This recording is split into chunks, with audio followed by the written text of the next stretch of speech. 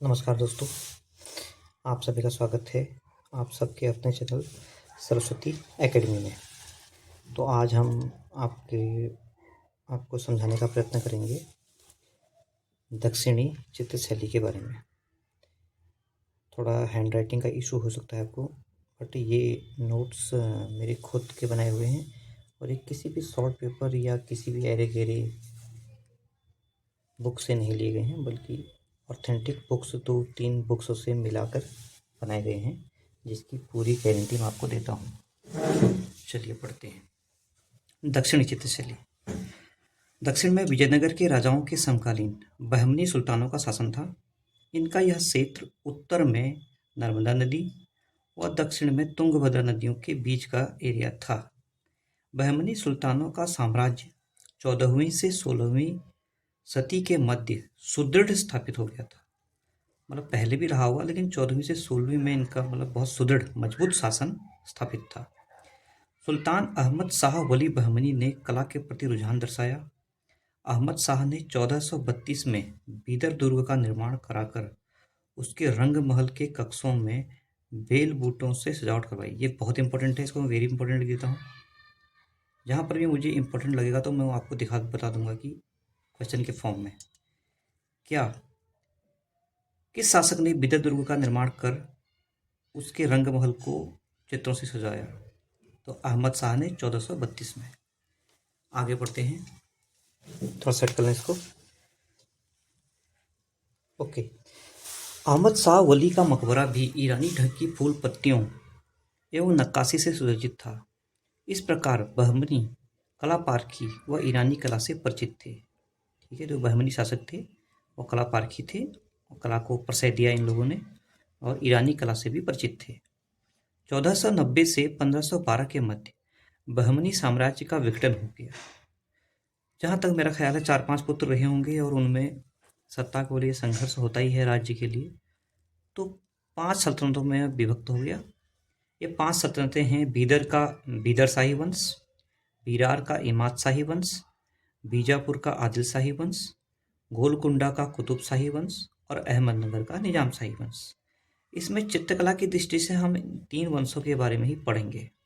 यही 3 इंपॉर्टेंट हैं: बीजापुर का आदिल शाही वंश, गोलकुंडा का कुतुब शाही वंश, अहमदनगर का निजाम शाही वंश। सन 1565 ईस्वी में 5 राज्यों ने संधि करके एकजुट होकर विजयनगर के बलिष्ठ हिंदू राज्य को तालीकोटा युद्ध में हराकर विजयनगर राजधानी को लूटा, विध्वंस किया और जलाया। इस राजधानी के विध्वंसावशेष तुंगभद्रा नदी के दक्षिणी तट पर आज भी देखे जा सकते हैं। हम्पी, इसे हम्पी के नाम से आज जाना जाता है। इन 5 राज्यों में बीजापुर, गोलकुंडा, अहमदनगर ही महत्व रखते हैं। इन राज्यों का अकबर से लेकर औरंगजेब तक 100 वर्षों तक मुगलों से कड़ा संघर्ष हुआ। 1623 के बाद, यहाँ पे गलती से 1823 लिख दिया था, बट ये 1623 है।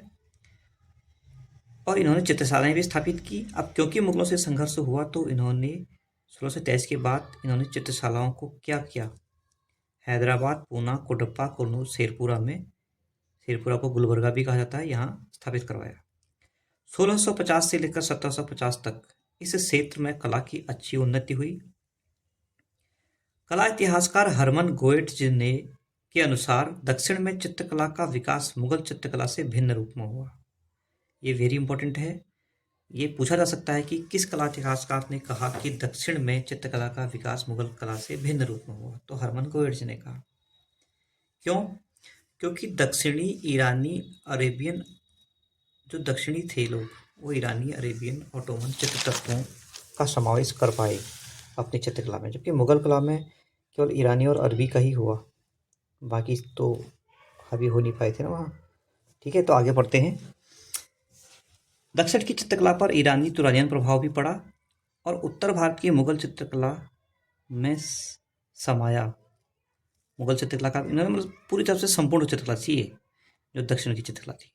मुगल कला का भी प्रभाव लिया, ईरानी भी लिया। तुरानी से मेरे हिसाब से वो हो गए यूरोप का या यूनान साइड का हो गए। तो हर तरह की कला का इसमें समावेश था। एक ताकतवर हाथी जलधारा के पास इसका उदाहरण है।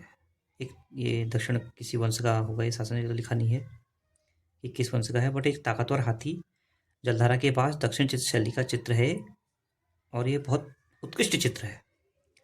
सन 1563 ईस्वी में मांडू पर मुगलों के अधिकार के काल में मांडू के कलाकार दक्षिण के केंद्रों में आ गए। इस प्रकार इससे यहाँ की कला में अधिक प्रगति हुई। आते हैं बीजापुर में। बीजापुर का आदिल शाही वंश कला का बड़ा प्रेमी वंश था। इस आदिल शाही सल्तनत का प्रतिष्ठापक सुल्तान यूसुफ शाह 1490 से 1510 था। अकबर की भांति इस उदार शासक ने ईरान, तुर्की से प्रख्यात साहित्यकारों, कलाकारों को आमंत्रित कर दक्षिण में चित्रकला के विकास के लिए सराहनीय कार्य किया। सुल्तान यूसुफ शाह का उत्तराधिकारी पुत्र इस्माइल अली आदिल शाह 1510 से 1534 ईस्वी में चित्रकार थे। ठीक है, यहाँ पर एक क्वेश्चन मैं मिस कर रहा हूँ कि बीजापुर का आदिल शाही सल्तनत का प्रतिष्ठापक या शुरुआत करने वाला संस्थापक कौन था? सुल्तान यूसुफ शाह 1490 से 1510। आगे तक पढ़ते हैं। सुल्तान यूसुफ शाह का उत्तराधिकारी पुत्र इस्माइल अली आदिल शाह 1510 से 1534 ईस्वी भी चित्रकार भी थे। तो जो चित्रकार होगा वो चित्रकला का महत्व तो समझेगा, ये सीधी सी बात है। अली आदिल शाह प्रथम, यही था ये सुल्तान यूसुफ शाह का पुत्र। अली आदिल शाह प्रथम 1558 से 1580 भी कला। Just minute. सुल्तान यूसुफ शाह का उत्तराधिकारी इस्माइल आदिल शाह, अच्छा, इस्माइल आदिल शाह था ये, और इसका पुत्र रहा हुआ है अली आदिल शाह प्रथम। तो अली आदिल शाह प्रथम 1558 से 1580 भी कला का महान संरक्षक था। उसकी बेगम इतिहास प्रसिद्ध चाँद सुल्ताना, वेरी इंपॉर्टेंट। इस बार ऐसे पारंपरिक क्वेश्चन शायद ना आए कि पोलो के चाँद बीबी पोल खेलते हुए किस साम्राज्य का चित्र है या किस राज्य के सल्तनत का चित्र है। तो बीजापुर, ये तो आ चुका है कई बार। इस बार ये भी आ सकता है कि इतिहास प्रसिद्ध चाँद सुल्ताना किसकी पत्नी थी? अली आदिल शाह की। ठीक है, और अगर वही क्वेश्चन भी आता है घुमा फिरा के तो आप ध्यान रख लीजिए कि इतिहास प्रसिद्ध बेगम चाँद सुल्ताना किसकी पत्नी थी? आदिल शाह प्रथम की। यह बहुत ही कलापारखी थी, विदुषी थी और चित्रकार भी थी। ठीक है, ध्यान रहे इस बात का। चाँद बीबी पोलो खेलते हुए इसी वंश का चित्र है। नुजूम उल उलूम नामक चित्रित ग्रंथ जो खगोल विद्या पर आधारित था, अली आदिल शाह के राज्यकाल में चित्रित हुआ 1570 में। वेरी इंपॉर्टेंट, लिखा भी है यहाँ पर, IMP लिखना भूल गया मैं, IMP। ठीक है, ध्यान रहे। चित्रित ग्रंथ, खगोल विद्या पर आधारित चित्रित ग्रंथ नजूम उल उलूम किसके राज्यकाल में चित्रित हुआ? अली आदिल शाह के राज्यकाल में चित्रित हुआ। कब चित्रित हुआ? 1570 में चित्रित हुआ। इस चित्रित ग्रंथ में 140 नक्शे और 876 चित्र हैं। इस चित्रावली पर तुर्की, ईरानी, भारतीय, अपभ्रंश एवं फारसी शैलियों का सम्मिश्रण है। अली आदिल शाह प्रथम के भतीजे इब्राहिम आदिल शाह द्वितीय 1580 से 1627 के राज्य के दौरान व्यक्ति चित्र, सबीह, भित्ति चित्र, प्रादेशिक लोक शैली की कृतियां बनाई गई जो ईरानी प्रभाव लिए थी, क्योंकि चित्रकार दल प्रमुख ईरानी था। ओके, आगे बढ़ते हैं। बीजापुर डायनेस्टी, यूसुफ आदिल शाह। बीजापुर डायनेस्टी के बारे में शॉर्ट में आपको बता दूं कि कैसे कैसे ये इनके राज्य थे, ताकि आपको याद रहे। सबसे पहले प्रतिष्ठापक था यूसुफ आदिल शाह। इसका पुत्र था इस्माइल आदिल शाह। इसका उत्तराधिकारी था अली आदिल शाह, और ये जल्दी मर गया था। तो इसकी पत्नी चाँद बीबी ने भी राज्य संभाला, चाँद सुल्ताना थी। भतीजा इब्राहिम आदिल शाह, मोहम्मद आदिल शाह और अली आदिल शाह सेकेंड, और लास्ट में हुआ सिकंदर आदिल शाह।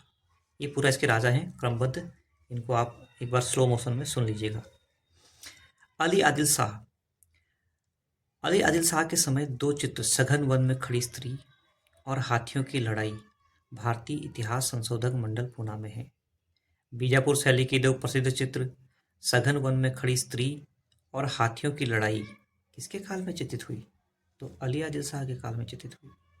ये दोनों चित्र अभी कहाँ संग्रहित हैं? भारत इतिहास संशोधक मंडल पूना में संग्रहित हैं। तो इस तरह से क्वेश्चन आ सकते हैं।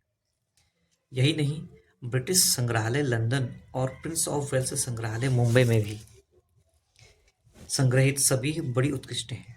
इस काल के सभी जो हैं ब्रिटिश संग्रहालय लंदन और प्रिंस ऑफ वेल्स संग्रहालय मुंबई में भी संग्रहित हैं। रागमाला के अनेक चित्र अली आदिल शाह के संगीत प्रेम को दर्शाते हैं। इस समय बीजापुर जिले के कुमातगी में बना हुआ धारागृह भित्ति चित्रों से सुसज्जित था। बचे हुए भित्ति चित्रों में चांद बीबी पोलो खेलते हुए या चांद बीबी चौगान खेलते हुए भी आता है। चित्र दर्शनीय है, ये बीजापुर शैली का है और ये चांद बीबी अली आदिल शाह की पत्नी थी, ये मैं पहले बता चुका हूँ। मोहम्मद आदिल शाह ने भी पिता इब्राहिम आदिल शाह की चित्र परंपरा को आगे बढ़ाया। क्योंकि हम अली आदिल शाह पढ़ रहे थे तो अली आदिल शाह ही होगा, ये इब्राहिम शाह गलत लिखा गया है। मोहम्मद आदिल शाह ने, मतलब इसका देख लीजिएगा पिता कौन है। मोहम्मद आदिल शाह ने अपने पिता की चित्र परंपरा को आगे बढ़ाया। तुजुक ए जहांगीरी में उल्लेख है कि जहांगीर ने एक सबीह इब्राहिम आदिल शाह के पास भेजी थी। ठीक है, ये बहुत इंपॉर्टेंट है, वेरी इंपॉर्टेंट। क्या क्वेश्चन आ सकता है कि तुजुक ए जहांगीरी के अनुसार जहांगीर ने एक सबीह किसके पास भेजी थी? तो इब्राहिम आदिल शाह के पास भेजी थी। ठीक है, या किस मुगल शासक ने इब्राहिम आदिल शाह के पास अपनी सभी भेजी थी? तो जहांगीर ने भेजी थी। ये इस तरह से क्वेश्चन घुमा फिरा के आ सकता है। अगला क्वेश्चन है, मोहम्मद आदिल शाह ने आसार महल की सज्जा हेतु इटालियन चित्रकार बुलाए थे। तो इस तरह से क्वेश्चन आ सकता है, किस दक्षिण शैली के राजा ने अपने आसार महल की सज्जा हेतु चित्रकार इटली से बुलाए थे? तो मोहम्मद आदिल शाह ने बुलाए थे। मोहम्मद आदिल शाह के राज्यकाल में निर्मित अनेक चित्र प्रिंस ऑफ वेल्स संग्रहालय मुंबई में प्राप्त हैं, जिसमें शाहजहां कालीन रियाजकारी, दक्षिण के छपे पर्दों की तरह अग्र पृष्ठभूमि तथा फूलों की सजावट है। मोहम्मद आदिल शाह के उत्तराधिकारी अली आदिल शाह 1627 से 1687 ने भी बीजापुर कलम की उन्नति में सहयोग दिया। उसके पुत्र सिकंदर अली शाह ने भी सहयोग किया। ठीक है, और इन शासकों के राज्यकाल में मुगल और राजपूत और पश्चिमी शैलियों का भी बीजापुर कलम में प्रवेश हो चुका था। इस समय की चित्र रागमाला चित्रावली इसका उदाहरण है। ये रागमाला चित्रावली बड़ौदा संग्रहालय में है। बीजापुर के शासकों का विशाल पटचित्र प्रिंस ऑफ वेल्स संग्रहालय मुंबई में सुरक्षित है। बोडेलियन लाइब्रेरी ऑक्सफोर्ड, भारत इतिहास संशोधक मंडल पूना और ब्रिटिश म्यूजियम लंदन में चेस्टर बीटी संग्रहालय लंदन और विभिन्न व्यक्तिगत संग्रहों में बीजापुर कलम के चित्र सुरक्षित हैं। अब यहाँ पर एक वर्ड आ रहा है चेस्टर बीटी संग्रहालय लंदन। आई थिंक ये गलत प्रिंट हुआ है। यह तो चेस्टर बीटी जो लाइब्रेरी है वो तो भाई डबलिन में है और डबलिन आयरलैंड में है, आप नक्शे में देख सकते हैं। अब ऐसे लिखा है चेस्टर बीटी संग्रह, तो संग्रह होता है कुछ और हो और वो लंदन में हो, बट जो चेस्टर बीटी लाइब्रेरी है और वो संग्रहालय भी है अपने आप में, वो तो खैर आयरलैंड में है। ये मैं आपको कंफर्म बता सकता हूँ। थोड़ा सा और बच गया है ये बीजापुर डायनेस्टी में, इसको आज हम कंप्लीट कर लेंगे और बाकी का हम नेक्स्ट वीडियो में पढ़ेंगे। तो स्थापत्य में बीजापुर शासकों द्वारा निर्मित बीजापुर का विशाल दुर्ग है। इसके साथ साथ जामा मस्जिद, इब्राहिम रोजा, संत मंजला महल, मेहता महल, गोल गुंबद, इन विशाल भवनों में हिंदू मुस्लिम स्थापत्य का अपूर्व समन्वय दिखाई देता है।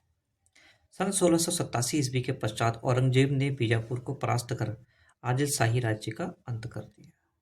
ठीक है, तो ये इम्पोर्टेंट है कि जामा मस्जिद, इब्राहिम रोजा, इनका कालक्रम भी पूछा जा सकता है, तो वो भी देख लीजिएगा कि जामा मस्जिद इनमें को सही कालक्रम अनुसार व्यवस्थित कीजिए नेट की तरह। तो जामा मस्जिद, इब्राहिम रोजा, संत मंजरा महल, मेहता महल और गोल गुंबद किस शैली में ये बने या किस राज्य में बने? तो बीजापुर में बने। और कुछ इंपॉर्टेंट नोट्स मैंने और लिखे हैं ऊपर कि 1590 में निर्मित कुतुब शाह कालीन 5 नृत्यांगनाओं का दृश्य, ठीक है, कहाँ हुआ है? कुतुब शाह के काल में हुआ है। कुतुब शाह तो अहमदनगर में आता है ना, तो सॉरी इसको अभी आप स्किप कर लीजिए, ये हम अहमदनगर पढ़ेंगे। तो यही था फ्रेंड्स बीजापुर शैली के बारे में। अगर आपको ये वीडियो इन्फॉर्मेटिव लगा हो तो प्लीज़ इस चैनल को सब्सक्राइब करें, लाइक करें, अपना प्यार दें। Thank you so much.